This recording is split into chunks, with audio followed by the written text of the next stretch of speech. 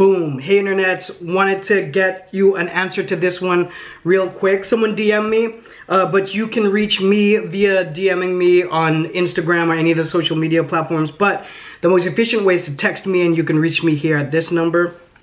And that'll get me directly. That's my dedicated line for CBA and all things John Phenom. So we're talking about color, and I've talked about color before, but don't mind answering because maybe it hits someone differently this time, or you never know. But Pantone.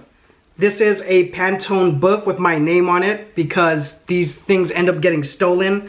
So when I had in the art department, these things get lost. So I used to lock this up with samples and other things that are really important. But if you fan this book out, you see it has all of these different colors. Okay, so a wide spectrum of colors, and there's different types of Pantones. If you Google Pantone, you'll get a reference for them. Also, I follow them on Instagram. They have some cool things on there.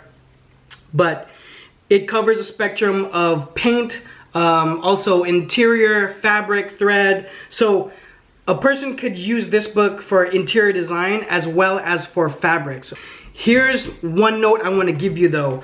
A lot of times, unless you're dyeing a fabric a specific color, let's say you have a color palette for a specific season, or if it's just maybe like merch for a company, then maybe you have kind of your global color that is your brand colors, then you might be dyeing, and then you might be referencing one of the numbers here. Or I mean, if it's part of your brand ID, then you have that as a set number. It should come in a set. It should be pre-established.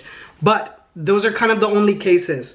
A lot of times, if you're getting fabric that's open market, whether it's China or wherever else it is, they're gonna send you a palette or swatches, little cut squares of what's available for that fabric. So a lot of times what we would do is say a fabric closest to whatever the swatches that you call out, and you try to have them match it, because if they dye it specifically, it can be very costly, or the bigger thing to think about is there's going to be minimum yardage for you to make for that dye. So that's just one piece of a garment. So a way that you might make that work out is make sure that that fabric is used on multiple items, right? So it could be used, let's say you use it, let's say it's fleece. If you use it on parts of a hoodie, maybe use it on a short as well. So that'd be two different garments that you can hit the minimum yardage with over two different items. So it'd be easier to kind of stretch the fabric out and make sure it gets used.